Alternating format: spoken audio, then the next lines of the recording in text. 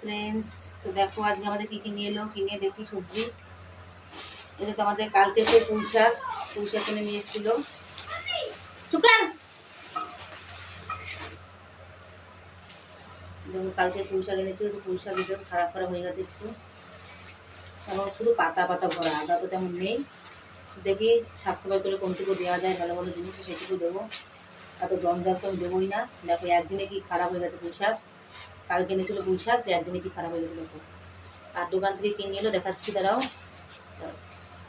দোকান থেকে নিয়ে এলো, এই দেখো পাহাড়ি আলু 40 টাকা কেজি। দেখো পাহাড়ি আলু 40 টাকা, ঘ্যাট রান্না করবো। আর এই যে নিয়ে এসছে কুমড়ো, দেখো কুমড়ো তো তেমন পাকা নয়, কাঁচাই কুমড়ো দেখো।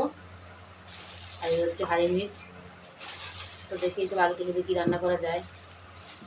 এই পাহাড়ি আলুর মাংস ভেতরে দিলে বন্ধুরা দারুণ লাগে খেতে। এই আলুগুলো আসলে মাংসের ভেতরে দেওয়াই আলু, মাংস ভেতরে দিলে পরে আলুগুলো মানে খেতে এত সুন্দর লাগে, মানে বলার মতো না।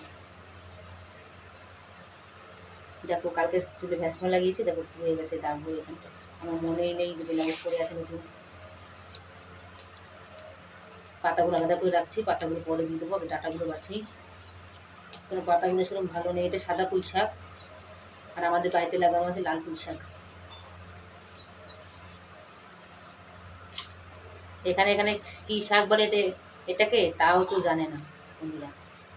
এটা আসলে কী শাক কেউ জানে না, কেউ জানার দরকার। এনেছে, তারপরে শুনলো যে নাম, বলে যে বৈশাখী এটাকে কী শাক বলে, ওরা কি নাম জানি না, নিয়ে পাওয়া গেল, নিয়ে এলাম। মানে এখানটা আমাদের একটা চেনা জানা একটা দোকান আছে, তো তাকে বলি যে শাক পাওয়া গেলে শাক নিয়ে আসবো আমাদের জন্য। তো শাক যে পাওয়া যায় তা নিয়ে আসে। তো কী শাক নাম জানে না, শুধু ফোন করে বলে যে শাক পেয়েছি, আর আমরা বলি যে নিয়ে আসো। তারপর আনার পরে বলে এটা কী শাক, ও নিজেই জানে, বলে শাক বলে তো শাক এনেছি, নাম জানি না। তো যে হোক নিয়ে আসে, এটাই অনেক। তো আমরা তো নাম জানি, এটাকে বলে পুঁই শাক। এটা তো বাঙালিদের সব থেকে একটা মানে ফেভারিট, একটা ঘ্যাট খাওয়ার একটা সুন্দর শাক।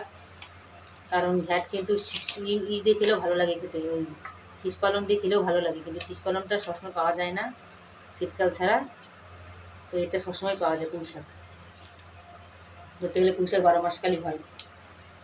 তো আমরা জলপাইগুড়িতে বীজ নিয়ে এসেছিলাম, অনেকদিন আগে লাগিয়েছিলাম বললাম না, তো সেই শাক এখন আমরা একটাও লাগাইনি। ওখানে বীজ করেছিল পেকে পেকে, ও বীজ থেকে আবার চারা জ্বালিয়েছে, আবার নতুন যে শাকের যে গোড়াগুলো ছিল, তো গোড়া থেকে আবার ফোট জ্বালিয়েছে নতুন নতুন করে। ওই জন্য আমাদের লাগাতে হয়নি। আশা করি এই এক শাক আমরা অনেকদিন ধরে খেতে পারবো। এটা পুঁই শাক, সাদা রঙের পুঁই শাক, যে প্রথম খাচ্ছি রাজস্থানে। সাদা রঙের পুঁই শাক প্রথমবার খাবো আজকে, কারণ এর আগে জলপাইগুড়িতে খেয়েছিলাম, কিন্তু এটা রাজস্থানে প্রথম খাবো সাদা পুঁই শাক। আমার ভিডিওটা কেমন লাগলো, আর আমি ঘ্যাটটা কীভাবে রান্না করি, তো রান্না তো দেখাতে পারছি না, তবে রান্নার পরে আপনাদের কাছে ভিডিওটা আমি অবশ্যই শেয়ার করবো যে আমার পুঁই শাকটা কেমন রান্না হলো। ঠিক আছে ফ্রেন্ডস, তো সব করে ভালো থাকবেন, সুস্থ থাকবেন, টাটা।